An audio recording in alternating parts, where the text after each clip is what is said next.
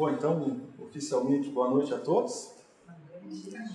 Eu já quero iniciar questionando o seguinte. Os senhores já se perguntaram por que nós somos do jeito que somos? Por que nós estamos sentados nessa posição? Por que nós estamos usando esse tipo de roupa? Por que nós inventamos os óculos?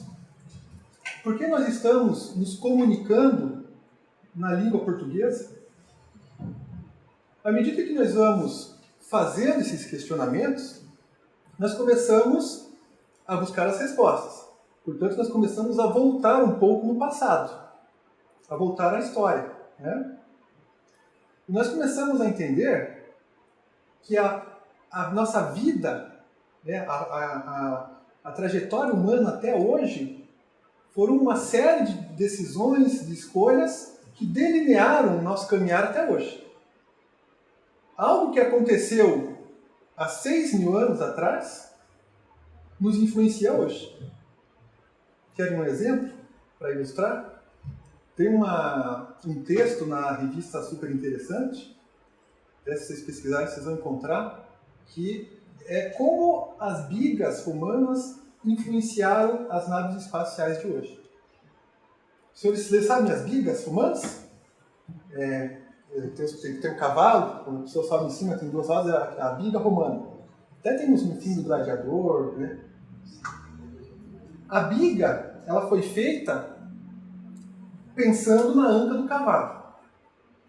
Então aquela largura, né, a forma que ela foi feita foi pensando no cavalo, que era o veículo da época.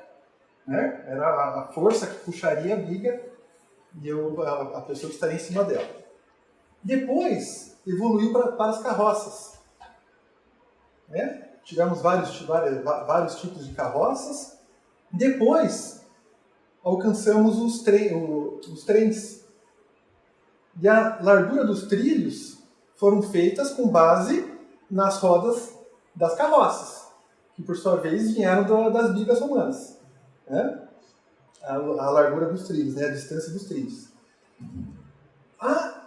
O tamanho do trem ficou limitado ao tamanho dos trilhos.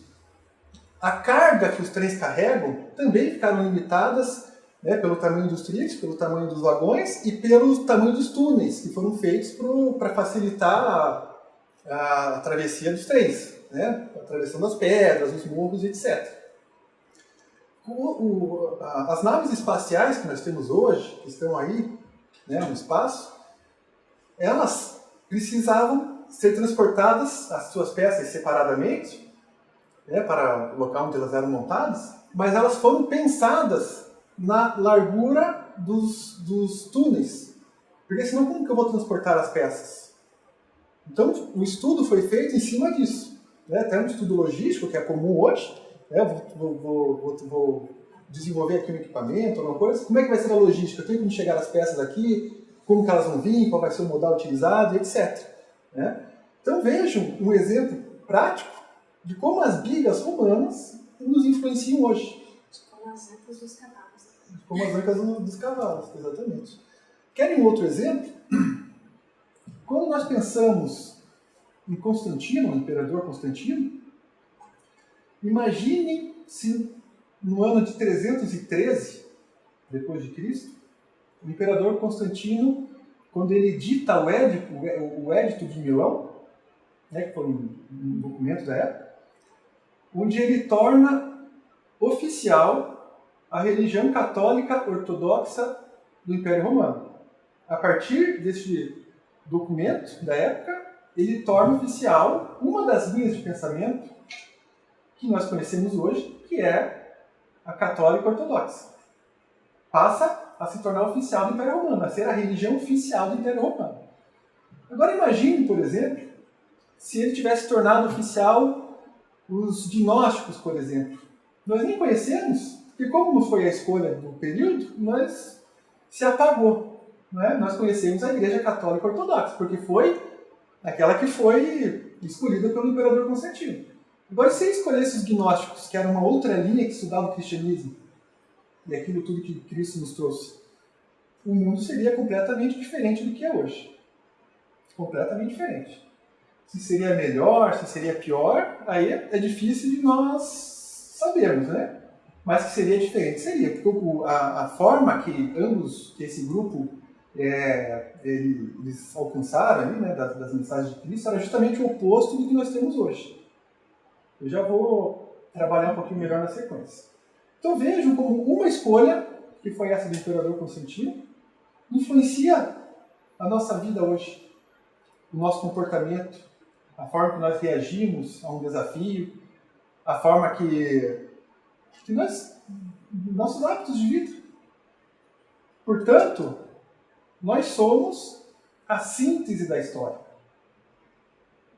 Tudo que aconteceu ao longo da história compõe o que eu sou hoje. Já pensaram nisso? Estudar, por exemplo, a estrutura da língua portuguesa, ou a estrutura de outras línguas, é interessantíssimo para nós entendermos isso que eu estou dizendo. Como uma língua foi influenciando a outra e chegou até o que nós temos hoje, a língua portuguesa. Que até é diferente um pouco do português de Portugal. É diferente. Então é muito interessante quando nós nos debruçamos sobre isso, exercitamos um pouco esse lado filosófico, de questionar, de tentar buscar respostas, e mudamos. Né? Para os senhores verem como nós não fazemos esse exercício, principalmente aqui no Brasil, os senhores perguntam para qualquer pessoa, ou até para algum parente dos senhores, qual a sua ascendência? Ou da sua descendência, né, de qual a sua origem, né, de qual origem o senhor descende. E eles vão falar o seguinte: não, eu sou brasileiro. Eu sei que você é brasileiro, mas eu digo, a tua ascendência, teus avós, teus bisavós eram da onde? Não, brasileiros. Não pode. Se fosse um índio, quem sabe até poderia ser, né? Mas é evidente que não. Estou vendo aqui que tem muito pessoal com um aspecto assim, de alemão, né? Evidente que isso, se nós formos buscar a ascendência, nós vamos chegar na Alemanha, vamos chegar na Polônia, vamos chegar na Itália, né? Quem sabe a gente chega lá no Japão, enfim. Nós todos aqui temos uma ascendência. Mas como nós não fomos educados a fazer essa análise, esse estudo, esse questionamento, nós não conseguimos enxergar isso. Que nós somos a síntese da história. Né? Então, para adentrar o meu tema hoje, né, os desafios do Espiritismo no século XXI, eu quero, com base nesses questionamentos, olhar um pouco para trás, que vai ser necessário olhar para trás, para que a gente consiga entender por que o Espiritismo está do jeito que está hoje, no Brasil. Que, infelizmente, está completamente deturpado. Trabalha-se uma linguagem extremamente simplista, trabalha-se ideias que até não são do Espiritismo, e prestam até, eu diria, um demérito, uma desconstrução em torno de todos aqueles que lutaram e que sofreram muito para construir a doutrina, né, para trazê-la e vê-la do jeito que está hoje, com certeza, né, em pleno século XXI, com tudo que nós temos aí, com certeza não é algo bom. Né? Então nós, como espíritas, vamos fazer esse exercício até para romper um pouco com essa deturpação que construiu-se por conta da nossa cultura, nós já vamos entender porquê, em torno do Espiritismo. Muito bem. Vamos fazer uma análise da cultura brasileira. Isso interessa a todos nós. Os portugueses chegam aqui em 1500. Quando eles chegam, já existiam os índios. Concordam comigo? Aí, cada historiador traz um número, mas uns falam de 6 milhões de índios, outros em 2, outros em 4, uns falam até em mais índios, mas algo nós temos certeza. Existiam milhões de índios no nosso território, que hoje nós conhecemos como Brasil. Esses índios eram seres humanos? Eram seres humanos. Portanto, eram espíritos encarnados. Certo? Eram individualidades conscientes de si e dos outros. Cada um com uma trajetória de vida extraordinária. Né? Tendo enfrentado uma série de desafios, de vivências, de experiências, vivido em culturas diferentes, em períodos diferentes, em contextos e mentalidades diferentes. Como é cada um de nós. Né? Então, embora os portugueses, naquele período, não os vissem assim, os vissem como coisas que brotavam da terra, como eles diziam, né? Como uma cultura inferior que andam desnudos, sem roupa, né? Portanto, já existia uma cultura indígena, certo? Os índios, né, esses espíritos, esses seres humanos, já tinham algumas respostas para a sua existência. Eles já tinham uma resposta, por exemplo, de onde eu vim, qual o meu papel aqui e para onde eu vou. Eles tinham respostas para isso. Dentro do contexto da época, do período, dentro do possível de cada um, mas eles tinham respostas. Né? Eles tinham, por exemplo, respostas do que era a morte, tanto é que eles tinham vários rituais, eles sabiam cuidar da saúde, tanto é que tem muita coisa hoje que, se nós formos buscar a raiz, está na cultura indígena. As ervas, até essas coisas de usar cascas das árvores, e etc. Né? Portanto, existia uma cultura indígena. Né? Chegam os portugueses, vem uma nova cultura para este nosso território, que é a cultura portuguesa, vamos dizer assim, a cultura europeia. Né? Não sei se na época já existia esse conceito de Europa, eu acho que não, mas, enfim, para facilitar o entendimento, vem a cultura portuguesa e a cultura europeia para o nosso território. Com uma outra visão de mundo. Uma outra forma de responder esses questionamentos básicos da vida. E eles trazem a cultura católica para o país. Então nós já temos a cultura indígena, agora vem a cultura católica para o país. Só para os senhores verem como a influência católica é forte no nosso país, quais são as duas primeiras ações que os portugueses fazem quando desembarcam, né, quando pisam em terras brasileiras? Eles rezam uma missa e eles fincam uma cruz no monte, onde é que ficou conhecido como o Monte da Vera Cruz, o Monte da Verdadeira Cruz. Só para os senhores verem, a nossa formação católica começou ali quando eles fincaram aquela cruz no monte e rezaram a missa. Certo? Um pouco depois, veio os escravos. São trazidos os escravos para cá, que eram seres humanos. Eram seres humanos, embora não eram vistos assim, são seres humanos, são espíritos encarnados. Como nós somos encarnacionistas, vai saber se nós não éramos nós também, né? Eles trazem o candomblé para cá. Trazem aquela ideia do voodoo, aquela ideia do animismo, trazem a ideia dos orixás, e etc. E um pouco depois, quando surge o Espiritismo, em 1857, com o lançamento do Livro dos Espíritos, rapidamente, aquele conjunto de princípios e fundamentos se espalham pelo mundo, inclusive o Brasil. Tanto é que em 1860 nós já temos um grupo espírita aqui, que eu até, quando a gente estuda a história do Espiritismo, é o primeiro grupo que nós temos no Brasil, em 1860. O Espiritismo surge em 1857, 3 anos depois nós já tínhamos um grupo espírita aqui no Brasil. Portanto, chega a cultura, vamos colocar assim, a cultura espírita em nosso país. Né?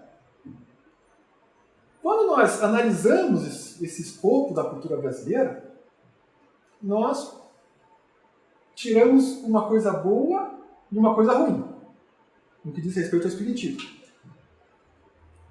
A coisa boa é que a nossa formação cultural ela é extremamente miscigenada.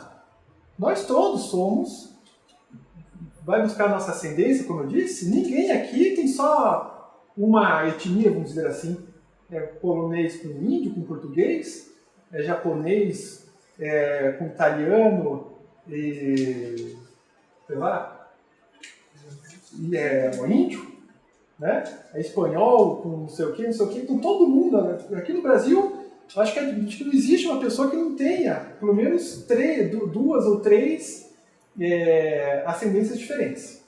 Né? Isso faz parte da nossa composição cultural. Né? Nós somos um país extremamente miscigenado, misturado, o que nos torna um país afetivo. um país que aceita o novo com facilidade. Aceita o outro, aceita novas culturas, novas religiões. Não é à toa que o Brasil é o país mais espírita do mundo. As pessoas se dizem católicas, até por uma formação cultural católica, mas todas não, mas boa parte, grande maioria, aceita o espiritismo.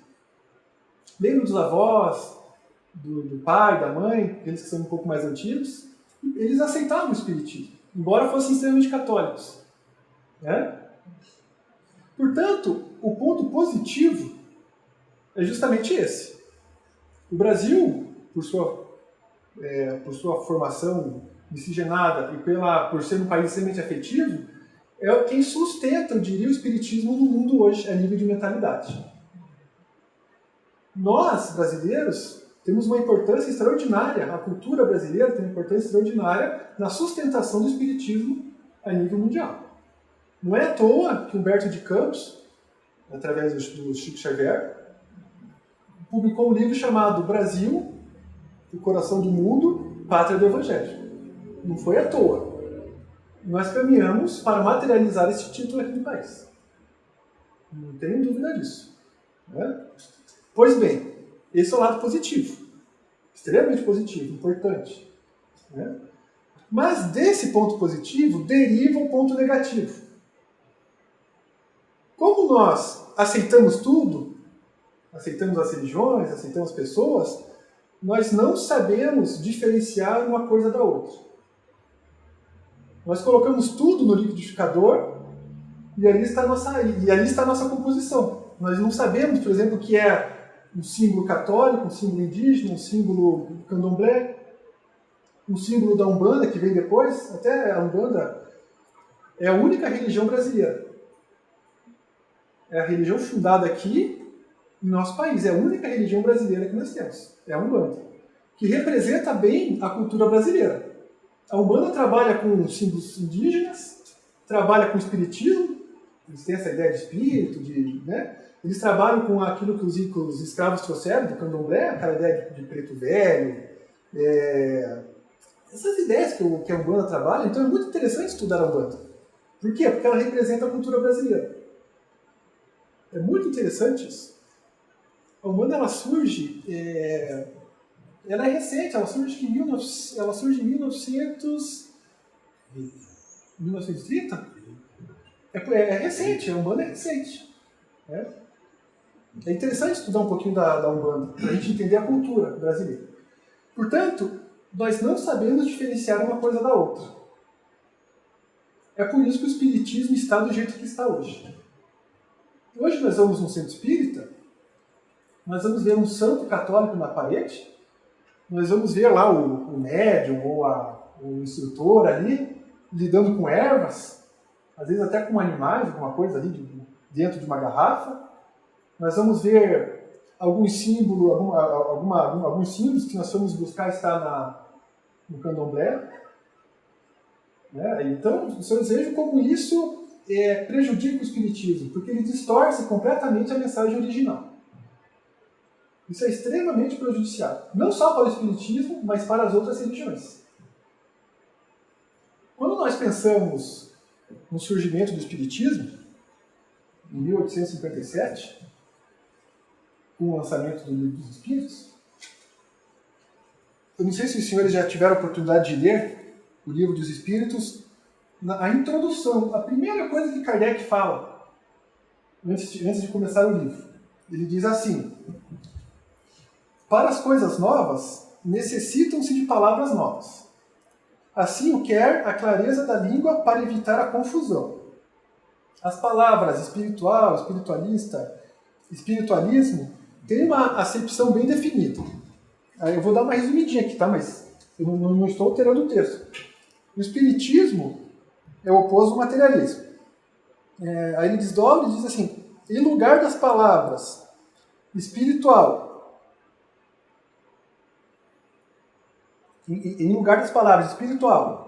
espiritualismo, empregamos para designar esta última crença, né, isso que ele estava publicando, as de espírita e de espiritismo.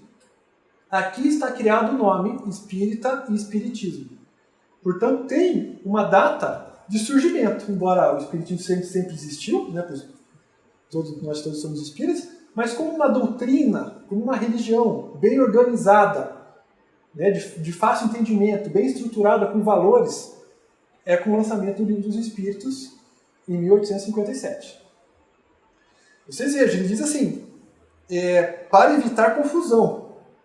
Aí eu fico imaginando Kardec desencarnado, observando a cultura brasileira, o espiritismo, e vendo a confusão que criou-se em torno das obras básicas do espiritismo. Ele deve se remexer, né? Porque aqui nós confundimos tudo, distorcemos tudo, trabalhamos uma linguagem extremamente simplista em torno do espiritismo. Portanto, veja a responsabilidade que nós temos em resgatar a mensagem original, até para que a gente consiga dar aí um salto no sentido evolutivo. Um ponto extremamente negativo que trouxeram para dentro do espiritismo, e não só para dentro do espiritismo, trouxeram para dentro de cada um de nós. O dogma, herança da Igreja Católica, ortodoxa. Um dos princípios básicos da Igreja é o dogma. Aquela verdade incontestável, que você não pode contestar, você não pode alterar uma vírgula. Você tem que seguir a risca e ponto. Caso contrário, você será punido. Caso contrário, você vai para o inferno. Você será prejudicado, você será julgado. É o dogma da Igreja Católica. Ou você segue o que nós queremos, ou terá consequências. Muitos pensadores que fizeram uma ruptura vertical, não só horizontal, na estrutura do conhecimento, portanto foram contra o pensamento da Igreja, pagaram com suas próprias vidas. Jesus Cristo, vocês vejam, pagou com sua vida. Porém, até hoje nós não alcançamos a sua mensagem. Até por falar em Jesus Cristo, lembrei de um outro exemplo aqui para ilustrar. A punição para os romanos era a guilhotina. A decapitação, né? Através da guilhotina. Por quê? Não era, tinha pouco sofrimento e era rápido. A punição para os cidadãos não romanos, no caso de Jesus, era a fogueira ou a crucificação. Milhares passaram por isso, pois era a punição vigente da época. A crucificação ou a fogueira. Jesus foi crucificado.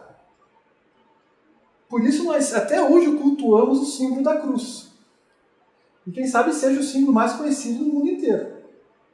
Se nós formos numa região isolada lá na Austrália e mostrarmos o símbolo da cruz, quem sabe eles saibam que significa Jesus Cristo, eles remetam a Jesus Cristo.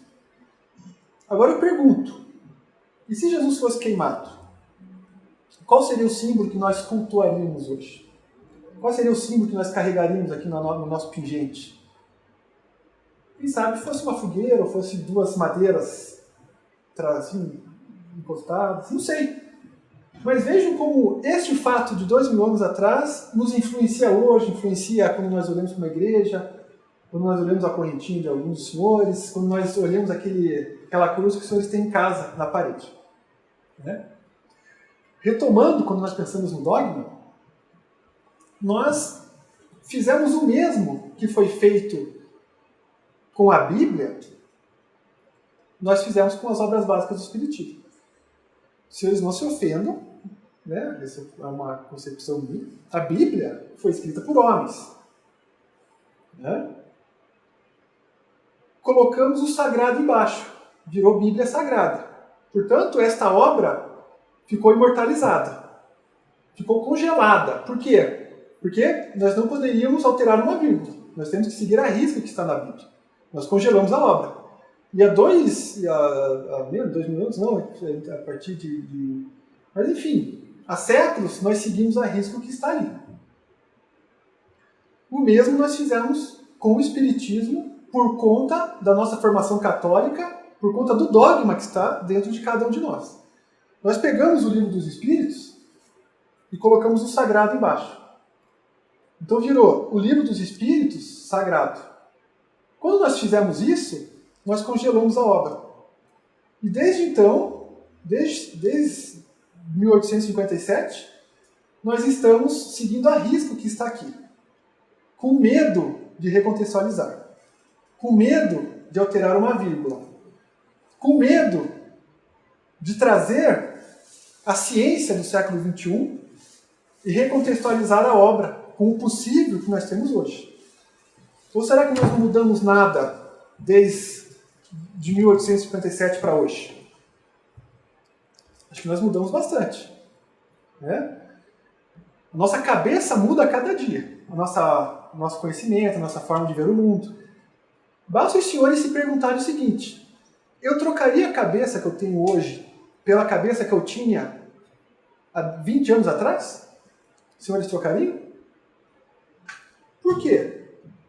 Porque hoje, pelo menos falando por mim, hoje eu me sinto muito mais preparado, mais corajoso, até mais inteligente. Porque a gente vai aprendendo, vai estudando mais, vai se deparando com situações que nos ensinam muito. Portanto, vejam como nós evoluímos.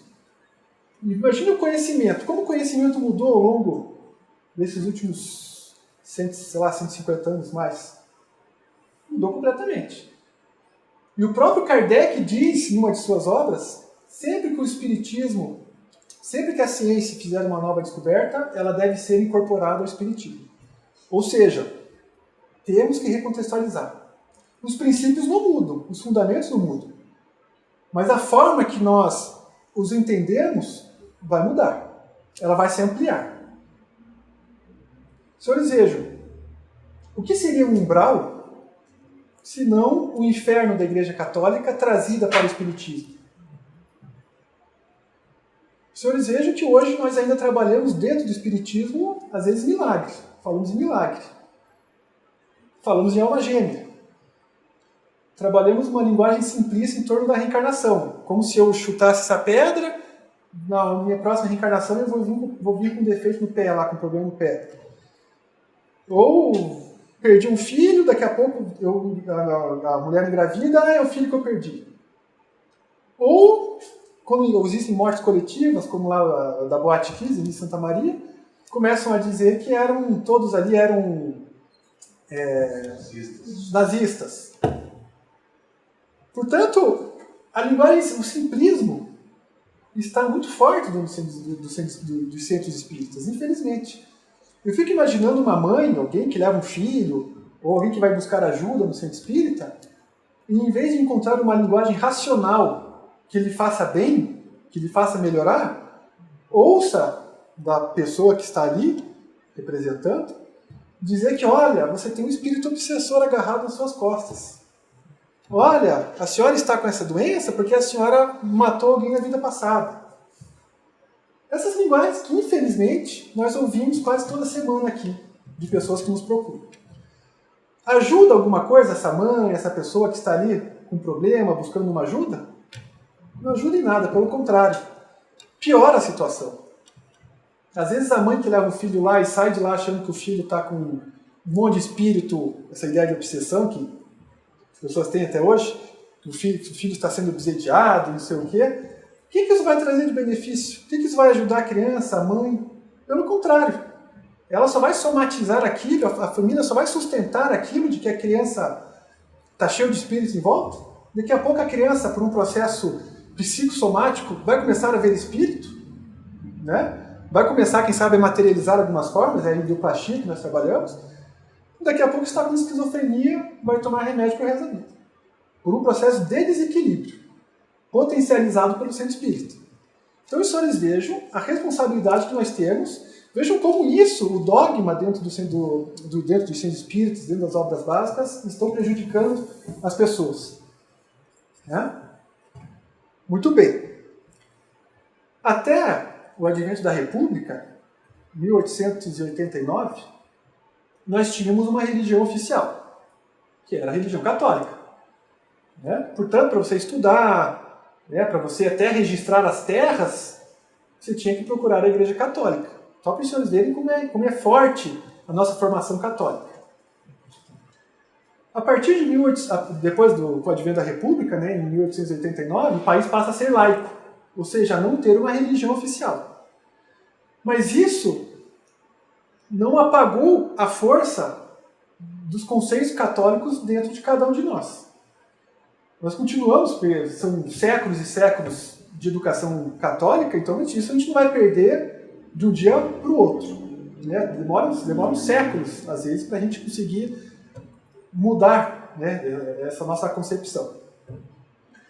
Mas, a partir de 1870, 80, começam a chegar aqui também os italianos e os poloneses, que vêm de culturas extremamente católicas.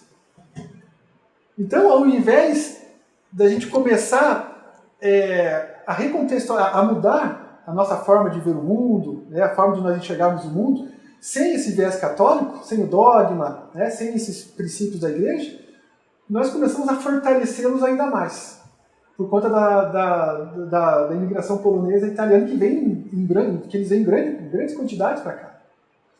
E como são países extremamente católicos, eles continuaram sustentando essa mentalidade no nosso país. Então, até hoje, nós todos aqui temos o ranço católico dentro de cada um de nós. Querendo ou não, nós todos temos. Eu, que nasci em família espírita, que nunca tive contato com igreja, com crisma, com batizado, com esses rituais da igreja, eu tenho dentro de mim um pouco da igreja católica. Porque eu vivo na cultura brasileira cuja formação é católica. Tem uma frase boa que diz assim: eu deixo o ventre materno e adentro o ventre da cultura. Portanto, quando nós deixamos o ventre materno, nós entramos no ventre da cultura e passamos a ser educados por ela. E depois de educados, nós passamos a sustentar a cultura. Nós continuamos sustentando aqueles valores que nós aprendemos. Nós continuamos sustentando o dogma, né, o esoterismo, os rituais, esses símbolos todos, enfim, que nós aprendemos com a cultura. Então, a cultura não está pronta, não é fechada, algo estática. A cultura está em movimento. A cultura está mudando a cada dia. E quem são os responsáveis por sua mudança? Nós. Cada um de nós. Nós todos, neste momento, sustentamos a cultura brasileira. E ela só vai mudar se nós mudarmos. Pois somos nós que a sustentamos. Certo? Então os senhores vejam, se eu, por exemplo, um comportamento que eu tenho, eu começo a pensar, por que eu reagi assim? Por que eu me comportei dessa maneira? Quem sabe a raiz esteja na Igreja Católica. Vários casos que nós vamos encontrar esse sentido. Quem aqui passa, não precisa responder, mas quem passa na frente da igreja e faz o sinal da cruz? Ou quem antes de entrar na água faz o sinal da cruz? Eu me lembro quando eu era mais novo, a gente ia para a praia, e eu via meus amigos fazendo o sinal da cruz, e eu comecei a fazer o sinal da cruz para entrar na água. Eu disse, certo, é importante, tem que fazer. E depois que eu comecei a crescer aqui dentro, né, então rapidamente eu comecei a questionar, falei, tá, por que eu estou fazendo isso? Por que eu faço o sinal da cruz? A cruz é da igreja, eu não sou católico. Vai mudar alguma coisa, será, fazer o sinal da cruz ou não? Para algumas pessoas deve ser importante. Né? Porque as pessoas que são muito católicas é importante fazer. Né? De certo, elas se sentem mais protegidas e isso ajude. Mas não vai mudar nada. Né? Parei de fazer. Então vocês vejam como é interessante a gente se questionar. Nós todos aqui, se começarmos a fazer esse exercício, nós vamos encontrar os resquícios católicos dentro de nós. Então os senhores vejam o ponto negativo do dogma dentro do Espiritismo. Congelamos a obra, nós não estamos recontextualizando o Espiritismo. Então como nós vamos mudar se nós não mudamos, se nós ainda estamos presos pelo dogma, pelo medo? Muito bem. Vamos avançarmos um pouquinho, eu só quero retomar aqui um pouquinho do Kardec. O Kardec, o Hippolyte Léon Denisard Rivail, conhece? Às vezes hoje eu fiz errado, comecei falando Kardec, normalmente eu começo falando do Hippolyte. Aí as pessoas ficam assim, eu vejo, as pessoas não sabem quem é, né? Porque as pessoas conhecem Allan Kardec. Aí eu até faço uma brincadeira, mas hoje eu já perdi a oportunidade porque eu comecei falando de Kardec. Né? Mas então o Hippolyte Léon Denisard Rivail é o Kardec, o Allan Kardec. Né? Ele utiliza esse pseudônimo, porque o Kardec já era o Hippolyte até então, né? Ele era professor, um poliglota, um sujeito extremamente inteligente, cético até. E ele, num certo tempo, ele tem contato com as famosas mesas girantes na Europa. E ali, ele é um sujeito inteligente, ele vê sentido naquelas respostas, naquilo que os espíritos diziam, né? E ele vira um grande estudioso do espiritismo, que ainda não existia o espiritismo, mas ele se torna um grande estudioso daquilo tudo que estava das mesas girantes, daquilo que estava acontecendo. E ele organiza a obra espírita com base nas mensagens dos espíritos. Ele começou a mandar cartas para vários, não eram centros espíritas, mas várias reuniões espíritas que aconteciam no mundo inteiro, recebia as respostas depois de um mês, sei lá quantos dias, que também era demorado esse processo, e ele começou a organizar a obra. Ele recebe também muito material de um outro amigo dele, e ele compõe a doutrina dos espíritos, como nós a conhecemos. E depois disso, algo que nós temos que observar com isso é o seguinte, é a terceira revelação, como nós trabalhamos. A primeira revelação vem com Moisés, uma figura central, um personagem central, uma pessoa central. A segunda revelação com Cristo, uma figura central. No Espiritismo nós temos essa figura central? Nós não temos. São várias figuras, são vários espíritos, são vários nomes de pessoas que estudaram o Espiritismo e compuseram o que nós conhecemos hoje. Que mensagem está por trás disso? Só o fato que o Espiritismo surgiu já é algo que nós temos que pensar. Porque as pessoas até hoje esperam um Messias, esperam um grande Salvador, esperam o Salvador da Pátria, alguém que vai resolver todos os nossos problemas. Nós já passamos dessa fase. Por quê? Porque nós estamos no século XXI. Com um conhecimento muito diferente dos séculos passados. Com ferramentas que não existiam nos séculos passados. Com um potencial que cada um aqui tem, que antes nós não tínhamos, porque as preocupações eram outras, os hábitos de vida eram outros, o trabalho era mais braçal, enfim. Hoje nós estamos cada vez mais debruçados para o sentido do conhecimento. Então, a mensagem que nós tiramos é a responsabilidade da vida, da humanidade, está em cada um de nós. O Espiritismo não fica esperando um Messias que vai resolver meus problemas. O Espiritismo diz o seguinte: o Espiritismo é estilo de vida. Por que ele é estilo de vida? Porque ele é muito mais que um conjunto de princípios e fundamentos muito bem estruturado. Ele é para ser prática, ele é para fazer parte do nosso dia a dia, do nosso cotidiano. Ele não é para ficar lendo livro, pegando pó no armário, como nós fizemos e ainda fazemos com as mensagens de Cristo. Onde estão as mensagens de Cristo? Estão aí nas escritas dos apóstolos, estão pegando pó em livros, estão nas imagens que nós cultuamos por aí, mas não estão dentro de nós, no nosso dia a dia. Lembrando que um dos princípios básicos do Espiritismo é a moral cristã. Né? Portanto, os senhores vejam que mensagem extraordinária que o Espiritismo está nos dando só com a sua formação, como foi composta. Ele traz a responsabilidade para cada um de nós. Ele diz, a mudança está com cada um. E não num local sagrado, numa pessoa sagrada, num ritual sagrado.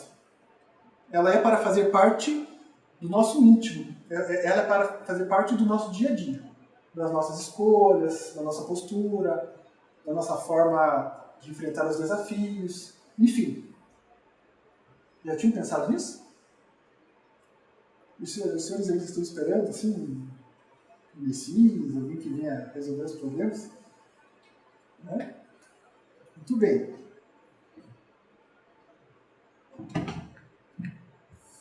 Tá aqui, ó, a Umbanda, eu marquei aqui.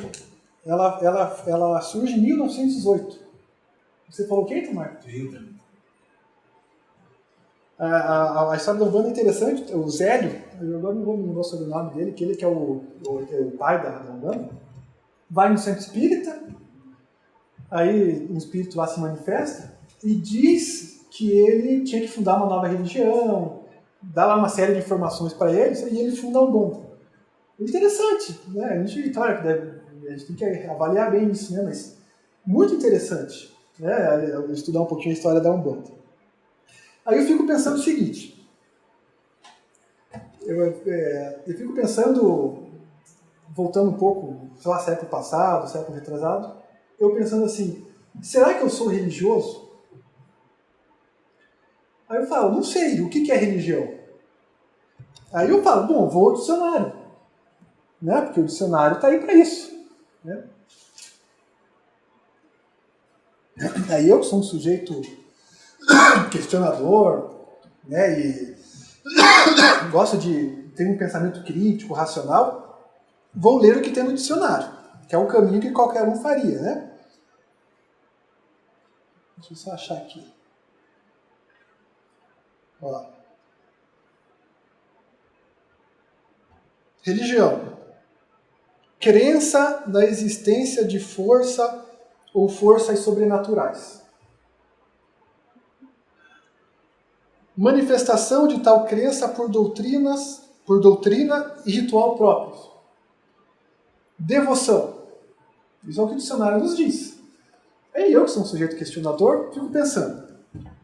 Tá, crença no sobrenatural. Pensando hoje como possível que nós temos no século XXI, no terceiro milênio que nós estamos. Existe o sobrenatural? O que é o sobrenatural? É aquilo que não é natural. Tem algo que não é natural?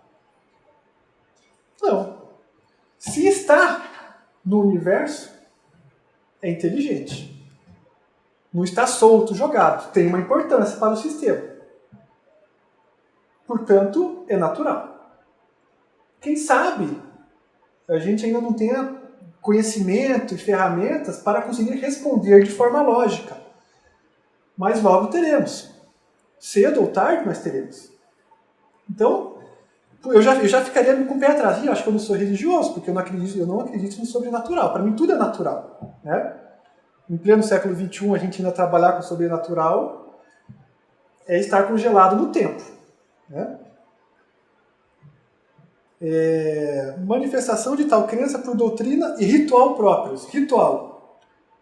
Aí eu fico pensando, ritual. Ritual é algo que dificilmente muda, que deve ser seguido. Aí eu fico pensando, eu não preciso de rituais. Para que eu vou precisar de um ritual? O Espiritismo não trabalha com rituais. O Espiritismo trabalha com protocolos. Veja, o Espiritismo não tem casamento, não tem batizado. O Espiritismo não tem esses rituais que nós estamos acostumados a ver por aí. Né? O Espiritismo tem protocolos, como nós todos temos, até para um sentido de organização. Veja, nós temos um horário para iniciar a palestra, 20h30. Nós temos um horário para encerrar. Até porque tem caseiro aqui, tem funcionários, alguém tem que fechar a casa, etc. Nós temos um horário para acordar, um horário para deixar o filho no colégio, um horário para bater o ponto na empresa, para almoçar, para voltar para casa, para dormir. Ou seja, nós criamos protocolos para um sentido de organização, mas não para um sentido de nos limitarmos, de nos fecharmos em algo. Porque o protocolo é aberto. Amanhã, se a gente achar que é melhor começar as palestras às 19 horas, basta a gente mudar. O ritual não. O ritual ele não muda. Amanhã, se nós entendermos que a toalha ali do salão é melhor que seja azul escura, nós vamos trocar a toalha.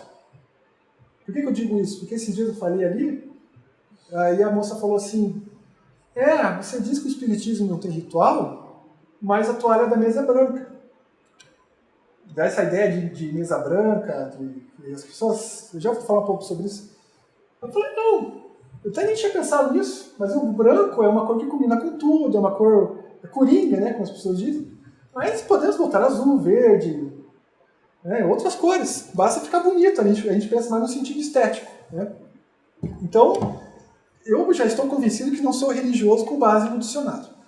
Aí diz ali o último, devoção. Aí eu fiquei pensando, o que é devoção? Aí eu fui aqui, devoção.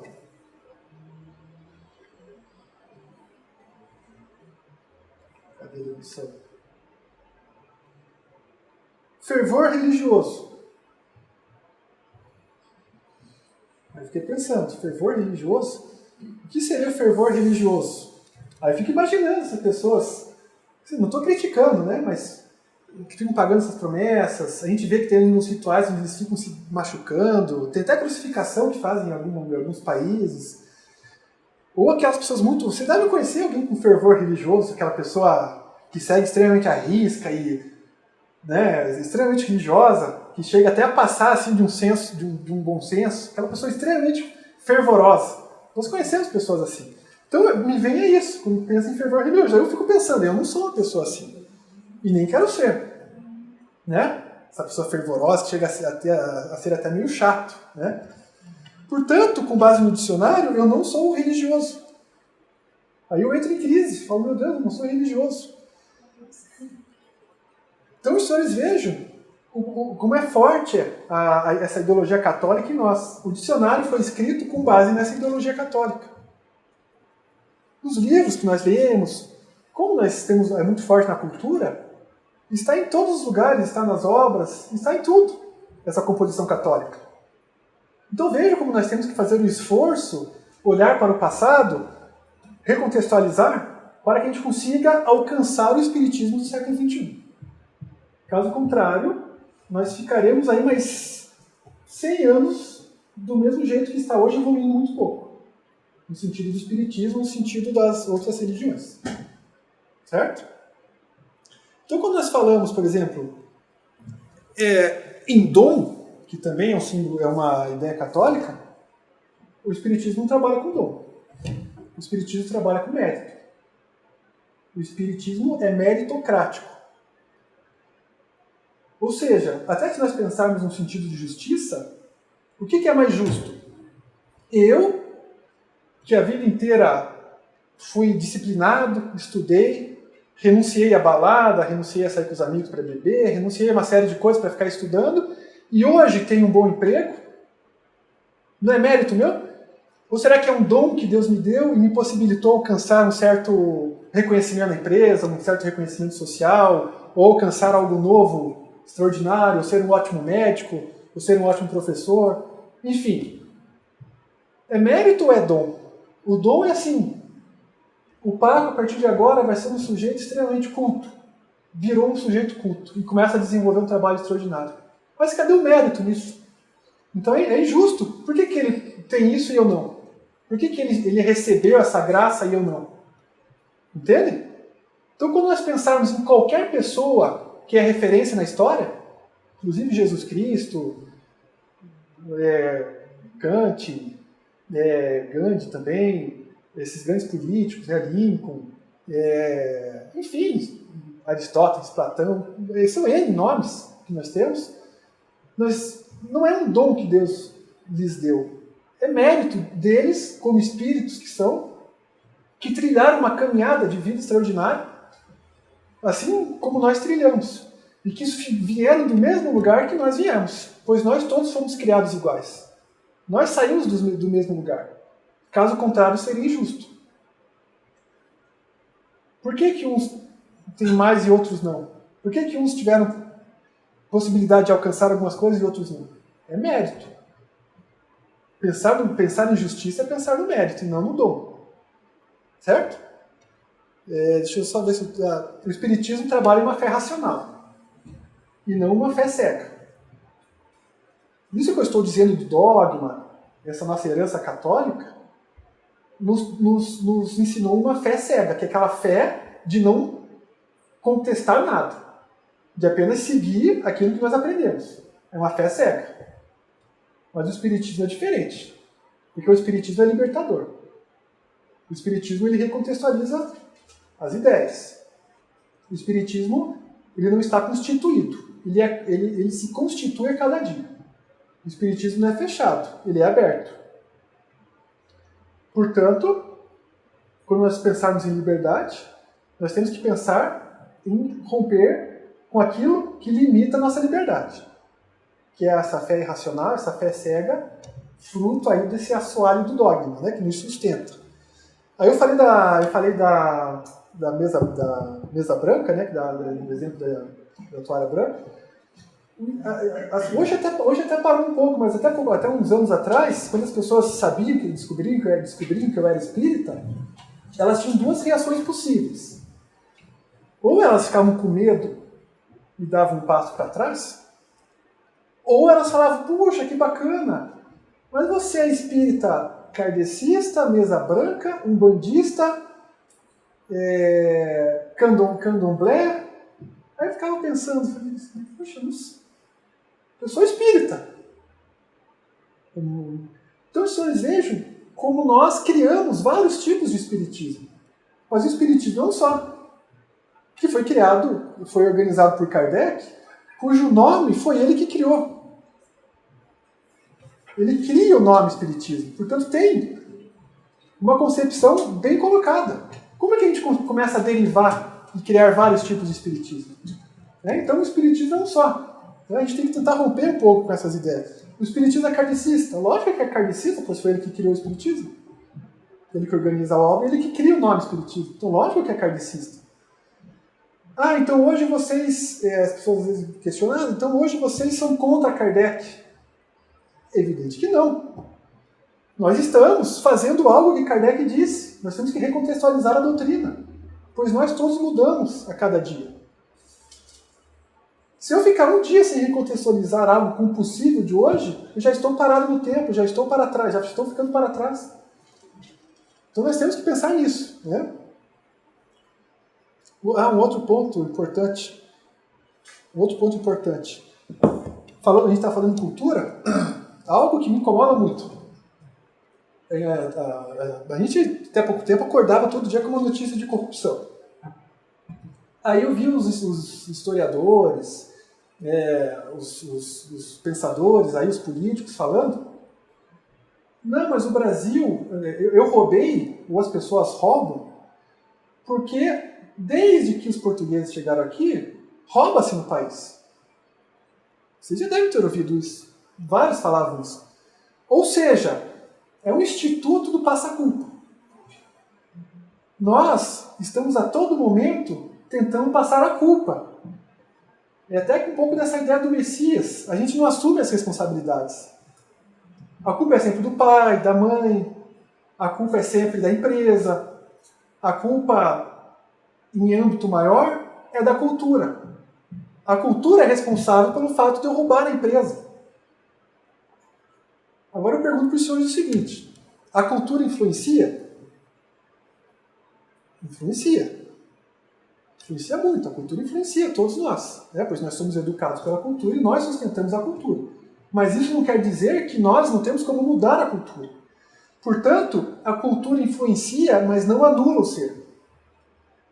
Dizer que eu aproveitei a oportunidade e tirei o dinheiro da empresa porque a cultura é assim, desde que os portugueses chegaram aqui, é irresponsabilidade. É passar a culpa para a cultura. Isso não procede. Então, se os senhores ouvirem isso, vamos ter que reagir. Então você está passando a culpa para a cultura e você não tem responsabilidade nenhuma. Você não tem livre-arbítrio. É igual a ideia do espírito obsessor. A culpa não é minha. Eu bati na esposa, bati na minha mulher, porque não fui eu. É um espírito obsessor que me controlou, que pegou meus movimentos e bateu na minha esposa. O que eu estou fazendo? Eu estou transferindo a minha culpa para uma outra entidade. Então, ou eu acredito num dos princípios básicos do espiritismo, que é o livre-arbítrio, ou eu acredito no espírito obsessor. Uma coisa numa outra. Não tem como acreditar nos dois ao mesmo tempo. Ou eu sou espírita e acredito num dos princípios básicos, que é o livre-arbítrio, ou eu vou trabalhar a obsessão. Mas aí fora do espiritismo, porque você vai estar indo contra um princípio básico, que é a ideia do livre-arbítrio. Até quem quiser se aprofundar um pouco mais, tem uma palestra na página da SBE, no YouTube. É só entrar lá no YouTube, botar lá a Sociedade Brasileira dos Espíritos. Tem uma palestra do Caetano Negrão e tem uma palestra do Éder, que está aqui, que falou também, que fala um pouco sobre isso. Acho que é mediunidade o tema. O Lúcio fala, às vezes você deve estar com você, que o senhor deve estar com algumas perguntas em torno disso. Depois assista essas palestras, porque senão a gente vai se perder um pouquinho aqui no meu assunto de hoje. Muito bem. O espiritismo, ele ensina a pensar. Ele não diz o que você tem que pensar.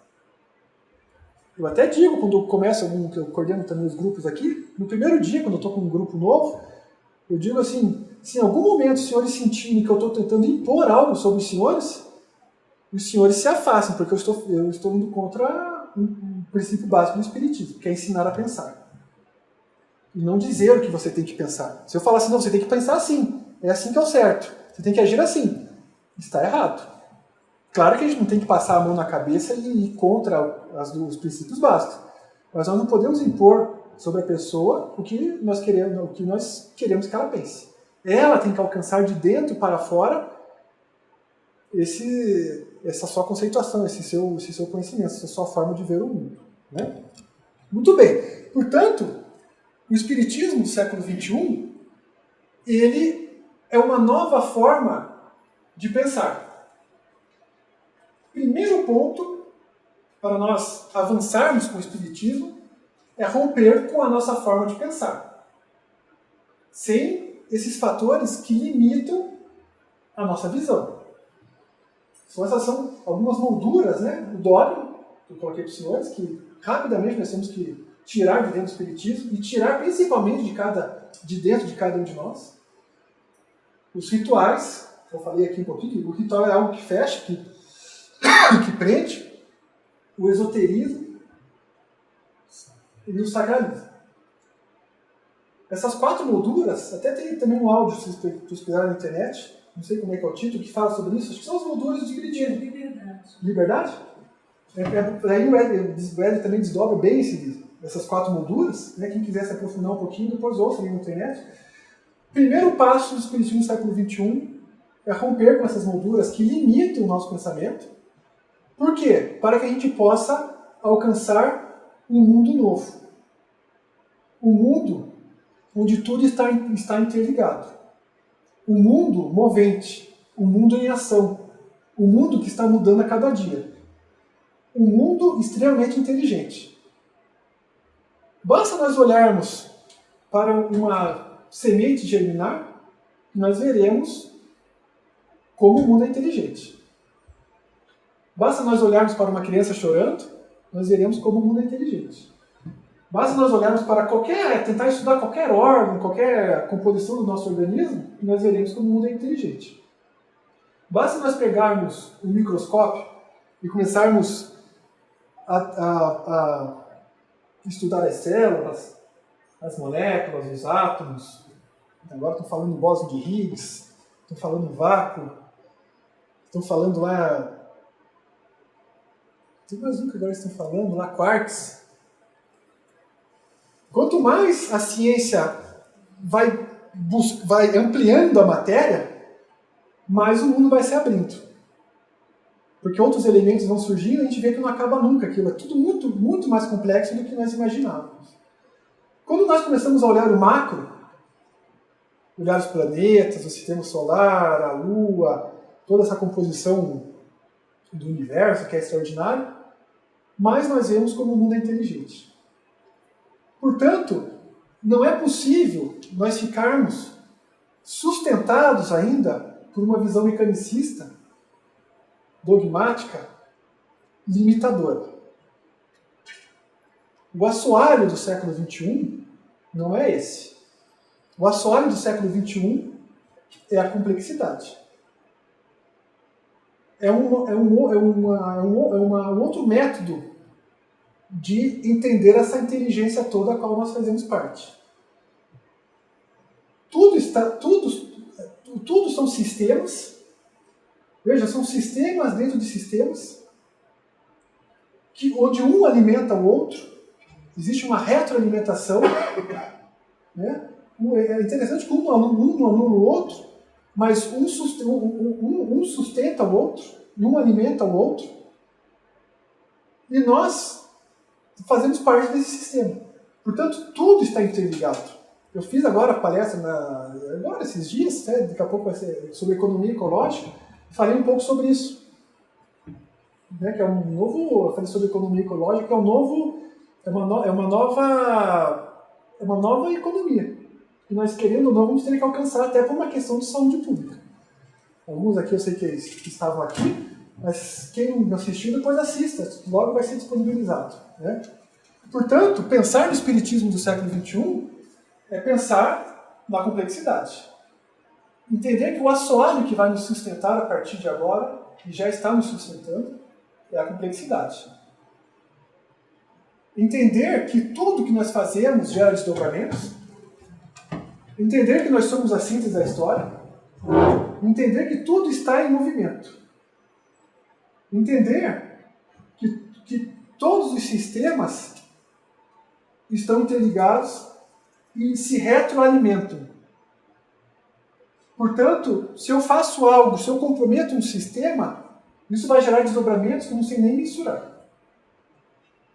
Se eu tenho um pensamento negativo, isso vai gerar desdobramentos que eu não tenho ideia de onde vai chegar. Se eu sou uma pessoa boa, tenho pensamentos positivos, sou um sujeito educado, estudioso, os desdobramentos das minhas ações vão gerar desdobramentos que eu não sei nem como mensurar, mas serão no sentido positivo, evidentemente.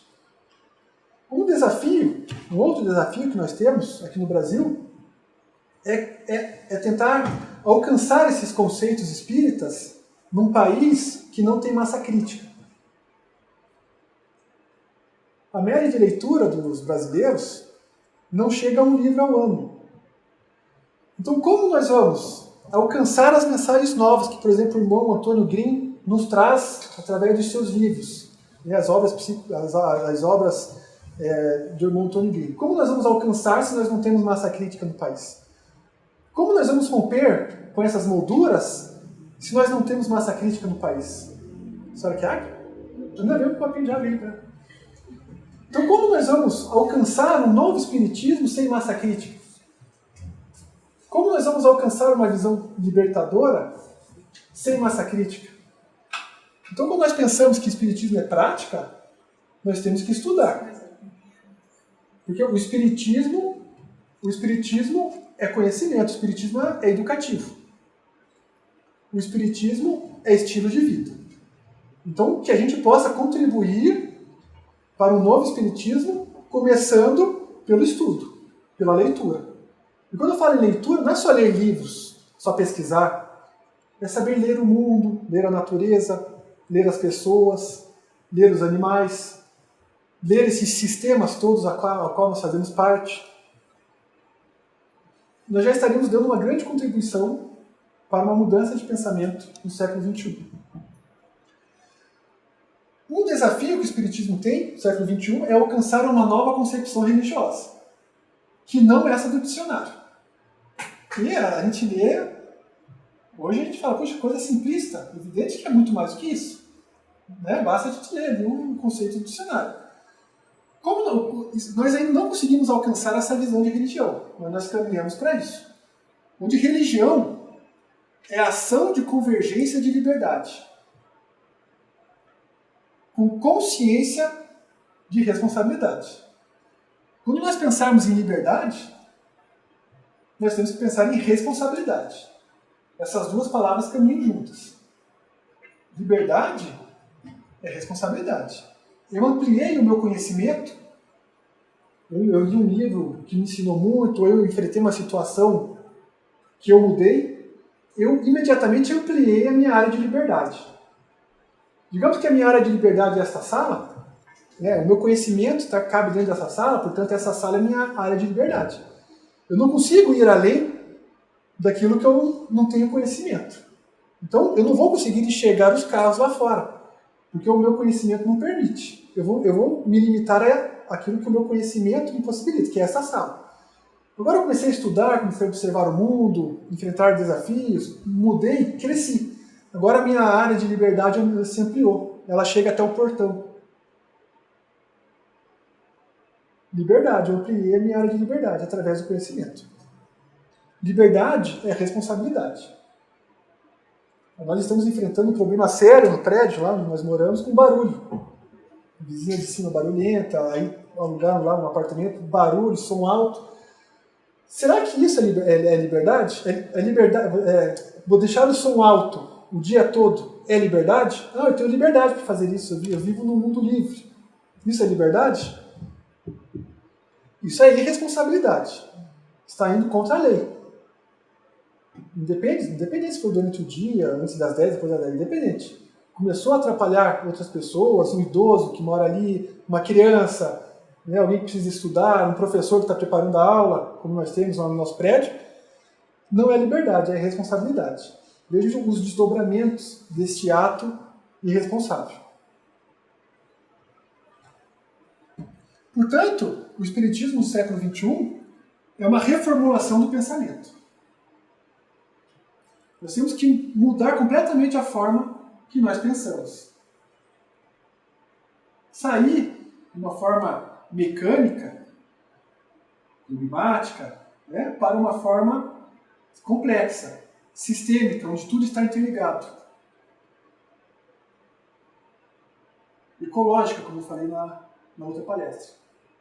O que sustenta o pensamento ecológico?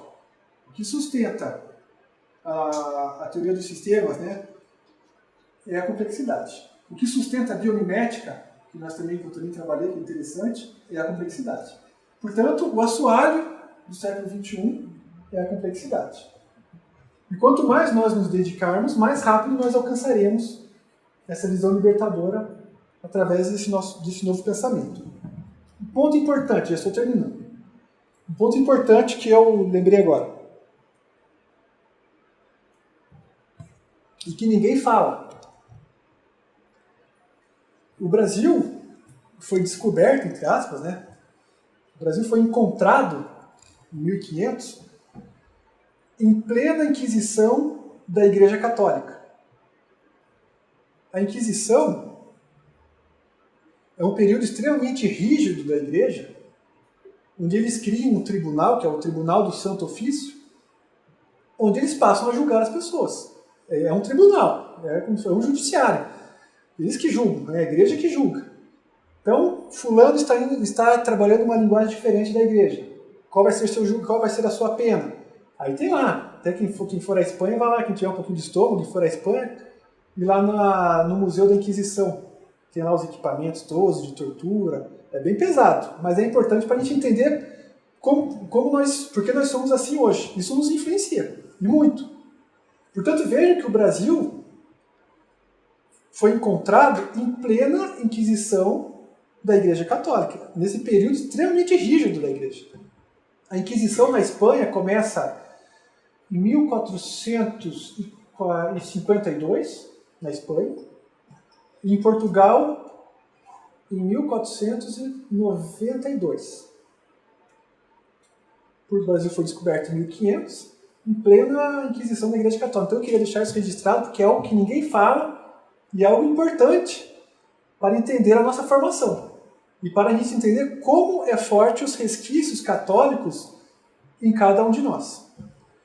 E deixar claro também que eu não estou falando mal da Igreja Católica. Pelo contrário, né, tem um respeito muito grande, faz parte da nossa cultura. Eu trabalho também muito com obras sociais. A Igreja tem um papel importante no que diz respeito às entidades beneficentes, né, de assistência social. Então deixar registrado que eu não estou criticando, tenho um respeito muito grande, mas não posso deixar de analisar a história. Tudo que eu trouxe aqui são aspectos da história que estão disponíveis aí para nós entendermos quem nós somos. Então, concluo essa minha exposição de hoje, deixando esta mensagem e trazendo a responsabilidade para cada um de nós. né, mostrando que a mudança está dentro de cada um de nós. E que nós somos extremamente responsáveis por tudo que fazemos, por tudo que sentimos e por tudo que pensamos. Tudo que nós fazemos gera desdobramentos. A pequena, média e longa duração. Então é importante pensar que tipo de desdobramentos eu estou causando para a humanidade a qual eu faço parte. Eu pertenço a Deus e pertenço à humanidade. Nós todos, neste momento, compomos a humanidade e somos responsáveis por tudo que acontece nela. Quando nós alcançamos essa visão complexa, né, quando nós rompemos com as molduras, quando nós alcançamos uma nova forma de pensar, quando nós alcançamos o salto quântico, que hoje está mudando o mundo, quando nós alcançamos essa visão libertadora, cujo assoalho é a complexidade, nós alcançamos um Deus imanente a cada um de nós. Nós rompemos com a imagem de um Deus transcendente, que está longe, que nós nunca vamos alcançar, e alcançamos um Deus imanente. O que nós trabalhamos há 50 anos aqui, em especial na Sociedade Brasileira dos Espíritos, que é a ideia de um Deus imanente, a ciência começa a trabalhar, começa a levantar esta hipótese. Portanto, quando nós alcançarmos bem essa ideia do Deus imanente, nós teremos um novo estágio na humanidade. No sentido da saúde, no sentido do comportamento, no sentido do social, no sentido da cultura, no sentido da mentalidade. Enfim, será um novo estágio no nosso planeta Terra, nessa escola extraordinária que é o planeta Terra. Tá bom? Então concluo e deixo aberto se os senhores quiserem fazer alguma pergunta. É bom que, se eu não souber responder, tem o Éder ali. Ah, eu lembrei de mais uma coisa. Eu olhei meu irmão agora aqui, não tinha visto. Eu até, hoje, aproveitar que meu irmão está aqui, é que ele nunca veio, até nem tinha pensado nisso. Agora que eu vi aqui, eu lembrei de uma coisa. Para nós pensarmos um pouco no espírito.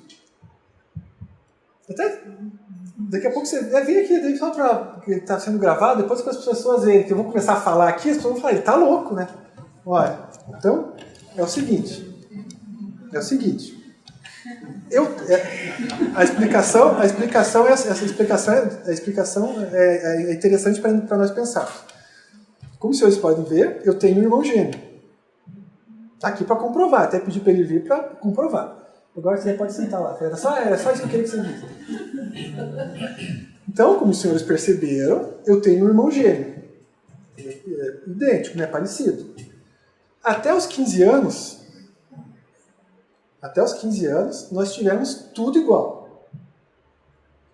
Estudamos nas mesmas salas de aula, tivemos os mesmos professores, os mesmos amigos, frequentamos os mesmos locais, comemos a mesma comida, pois a gente estava junto e almoçava junto, e a gente ia na nossa avó, almoçava a mesma comida, era a mesma comida. Tivemos a mesma cultura familiar, né? A mesma composição ali, pai, mãe, a mesma educação e tal. Porém, somos completamente diferentes. Aí o questionamento é esse. Por quê? Como é que pode? Se nós tivermos tudo igual, a mesma educação, tudo, como pode nós sermos completamente diferentes? Eu sou mais tranquilo, mais estudioso. Mentiroso. Né? Eu sou mais tranquilo, né? Meu irmão é o oposto, não preciso nem dizer, é o oposto, né? É mais bagunceiro, né? Ele gosta mais assim de sair com os amigos, enfim, né? Temos até a forma de pensar, de se comportar completamente diferente. Como é possível, eu pergunto para os senhores, como explicar isso de forma racional, de forma lógica, se não dentro do que eu falei aqui? Como que eu vou explicar, fora dos princípios espíritas, esse questionamento? Vai cair no simplismo. Vai cair em respostas extremamente inadequadas para o século que estamos. Portanto, a ciência está relutando para assumir o espiritismo. Não o espiritismo esse deturpado, o espiritismo na sua essência, como ele é. Não querendo desmerecer as demais instituições, mas como nós trabalhamos aqui na Sociedade Brasileira de Estudos Espíritas, que é um espiritismo recontextualizado. Espiritismo racional, crítico, lógico, inteligente. Né? Então, como eu tenho base espírita, eu consigo explicar esse questionamento. Porque eu sou um espírito e meu irmão é um espírito. Simples assim. Eu sou uma individualidade. Tenho uma trajetória de vida onde eu, quem sabe, tem lá, sei lá, nós todos aqui temos uma trajetória extraordinária de vida, de milhões e milhões de anos. Sabe-se lá quantas encarnações já não tivemos, quantas culturas já não vivemos, quantas pessoas não conhecemos, quantas famílias não tivemos, quantos desafios não enfrentamos. Enfim, é impossível que eu tenha tido a mesma trajetória de vida que o meu irmão. Vejam, trajetória de vida, não estou limitando a esses 30 anos que nós estamos aqui. Seria muito pequeno falar assim. Quando eu penso em trajetória de vida, eu estou falando na minha trajetória de vida como espírito que sou. Como espírito que meu irmão é. Portanto, está aí a resposta. Por isso que nós somos completamente diferentes. Pois eu tenho uma trajetória de vida e meu irmão tem uma trajetória de vida. Eu não deixo de ser o que eu sou. Agora eu amplio aquilo que eu falei no começo, né, que nós somos a síntese da história, no sentido cultural aqui da Terra. Mas se nós trazermos isso para o espírito, eu sou toda a minha trajetória de vida como espírito. Pensando como homem, né, como encarnado, nós somos a síntese da história, porque nós saímos do ventre materno e entramos no ventre da cultura. Mas quem é o autor, o ator e o portador da cultura? É o espírito. Através dessa nossa ferramenta aqui, que nos faz seres antropológicos, né, que é o homem. É através dessa ferramenta que possibilita que nós construamos tudo que nós construímos. Mas ampliando para o espírito é a minha trajetória de vida. E é por isso que cada um aqui pensa de uma forma, gosta de uma coisa, tem objetivos diferentes, cada um aqui tem habilidades diferentes. Enfim, está aí explicado. Agradecer meu irmão, pedir para ele vir só para eu dar esse exemplo, eu já ia esquecendo o tal do exemplo. Então era isso. Agradeço a atenção dos senhores e deixo essas sementes para que os senhores pensem. Tá bom? Muito obrigado.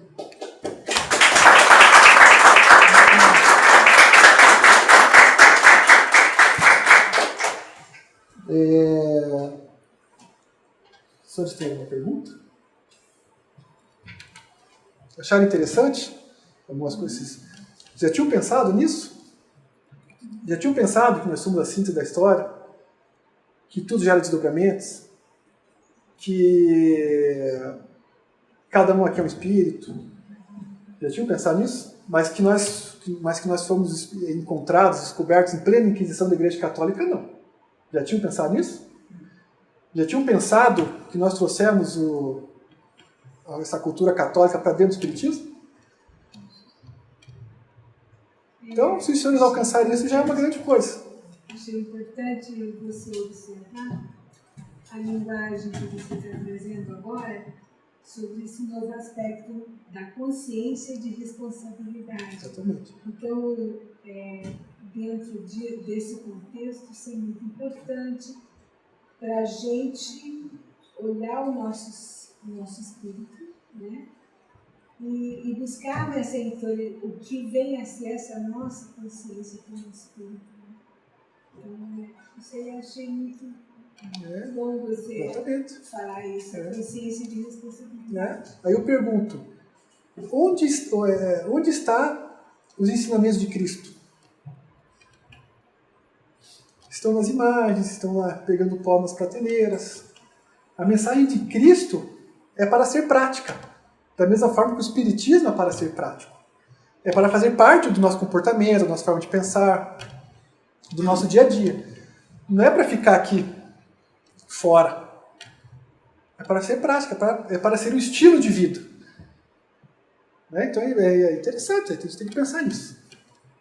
Será que eu estou colocando em prática os ensinamentos espíritas? Aquilo que eu aprendi? Será que eu estou colocando em prática os valores cristãos? Basta nós olharmos o mundo, a crise que nós vivemos no mundo inteiro, não só no Brasil, e nós veremos que a mensagem não foi internalizada. Porque se fosse, não estaria assim. Às vezes eu acho que parece que nós estamos regredindo. Não sei se talvez essa sensação de aumento de violência, de solidão, de medos, de traumas estejam aumentando realmente, ou se realmente é, claro, até pela informação, nós estamos tendo, né, a gente está exatamente. tendo mais acesso. Mas eu sinto que as pessoas estão se afastando um pouco, estão ficando muito amedrontadas, estão ficando... Isso é quase As pessoas estão amedrontadas, e assim até meio perdidas, porque o assoalho ainda não mudou. O assoalho ainda é o materialismo, que limita a nossa visão. Quando nós, à medida que nós formos alcançando esse novo assoalho da complexidade, da visão sistêmica, da visão ecológica, da visão sustentável, dos princípios do espiritismo, nós rapidamente vamos ter um momento novo. As pessoas serão mais responsáveis, as pessoas serão mais educadas, as pessoas serão mais estudiosas, e veja os desdobramentos, as pessoas serão mais responsáveis com os outros, nós teremos mais paz, nós teremos um mundo melhor, teremos desafios? Teremos. Mas a nossa vida será muito melhor, né? Pelo menos teremos menos violência, enfim, teremos menos essa dor social, né? Esse desencontro causado pelo materialismo, a gente fica perdido, teremos outros objetivos fora, né? Qual é o objetivo da juventude hoje? Hoje eu fico pensando, a juventude hoje tem como objetivo ganhar dinheiro e procurar sexo. Infelizmente é isso. Até eu conversava com o médico ontem, e buscam bebida, eles buscam satisfação imediata. Aí eu conversei com o médico ontem, até fiquei assustado. Os médicos estão extremamente preocupados com a volta da sífilis. Que pararam de falar, agora vão voltar para o médico ter me falado, porque eles já estão preocupados, e logo ganha a imprensa aí e logo vai ser divulgado. Então vocês imaginem, tá uma promiscuidade aí, essa geração nova. Não só a geração nova, mas hoje tudo é sexo. Basta olhar as músicas, o que eles falam, é tudo em torno do sexo. Então por aí a gente imagina como é que estão as coisas por aí, né? Então, imagine essas doenças, como é que é evidente que elas vão ganhar um corpo rápido, né? Então, logo nós vamos ouvir falar da sífilis novamente. E os médicos já estão preocupados com isso, principalmente nas universidades. Diz que já estão fazendo exames nas universidades, nos alunos, e está uma coisa assim absurda. É a história do pêndulo, né? Essas doenças são um disparador para quê? Para que se corrija de volta. Exatamente. Você vai de um extremo ao outro, né? Você não tinha sexo. Exatamente. Nossos avós se conheciam na igreja. Nós já foi um pouco melhor, agora está a extrapolação. Então vem algumas coisas, causadas por nós mesmos, não é Deus que vai fazer com que a gente corrija. Exatamente. Né? Isso não quer dizer que... Assim, desculpa. Não, imagina. A violência aumentou porque a população aumentou bastante. E hoje a gente tem acesso à informação. Aumenta o suicídio. Exatamente. Né? Mas veja, hoje a gente tem o Google. Não é todo mundo que usa o... eu já vou no Google. Então eu vejo que só melhorou. Né? Então a gente tem essa impressão de que o mundo piorou, mas se a gente começa a se deter um pouco a história, a gente vê que nós avançamos muito. Né? Até pouco tempo não tinha anestesia. Até o irmão Leocádio já disse uma vez numa preleção aqui que quando ele era médico aqui em Paranaguá, que eles estavam começando a construir a ferrovia, a ferrovia aqui do trem, eles atendiam os escravos aqui que sofriam acidentes na construção, às vezes precisavam amputar algum membro. Qual era a anestesia? Ele falou. A anestesia eram 4 caboclos fortes, cachaça e um pano na boca. Era assim que eles amputavam. Até agora, até há pouco tempo. Depois, quando foi construída? Foi agora, em 1800 e pouco, foi construída a nossa ferrovia aqui, né? Então, melhorou muito. Né? A história é contada por guerras, por mortes, por sangue. Hoje nós Até há pouco tempo, boa parte do mundo não era democrático. Hoje ainda tem muitos países que não são, que ainda não alcançaram a democracia, mas já avançamos muito. Mulheres não votavam. Exatamente. Vejam o avanço das mulheres aí, que ainda bem que estão começando a ganhar espaço. Né? Até há pouco tempo, quem ditava os rumos da humanidade eram imperadores, eram membros da igreja, membros dessas religiões fortes. Hoje não. Hoje a democracia é o povo, né? É a participação do povo. Então a gente avançou muito, né? No sentido de tratamento de saúde. A gente vê como a expectativa de vida está aumentando. Mas nós temos os desafios do século XXI. Né? Eu digo assim, essa questão de sentir essa estagnação é justamente nesse lado afetivo, nesse lado espiritual, nesse lado parece que a gente avança em alguns aspectos e retrocede em outros. Sim, né? Porque é como assim, toda a tecnologia, tudo que se há que brilha aos olhos, que chama atenção, claro, tá assim, a mudança foi muito grande. Eu estou completando 56 anos, eu sei qual foi a mudança. Exatamente. Tinha 10 anos para agora. O mundo é outro, Não tem como você mensurar.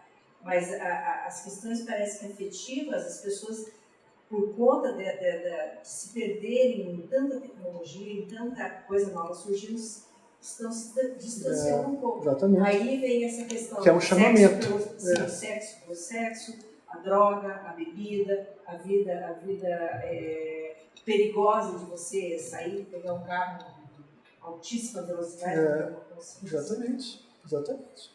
É isso mesmo. Então, realmente, a liberdade, como a gente tem um ditadinho meio... Liberdade é uma puta de uma responsabilidade. Exatamente. Não existe liberdade sem responsabilidade, sem saber que o que você fizer, você pode fazer o que você quiser, mas devo, né? É conveniente. Exatamente. Por que ter responsabilidade? Eu gostaria de perguntar, então, por que a gente tem que ter responsabilidade? Não ter que sofrer com consequências que a gente não possa suportar. Afetar o outro. Porque daí entra o livre-arbítrio. O meu livre-arbítrio é soberano sobre o seu. E o seu sobre o meu. Quer dizer, as suas atitudes influenciam o meu dia a dia, o meu viver. E as minhas influenciam as suas. Por isso da responsabilidade. Onde você se coloca, não como exclusivo, mas você coloca os demais dentro das suas escolhas. Isso causa equilíbrio. Que é o amor, renúncia. Responsabilidade, nesse caso, significa amor.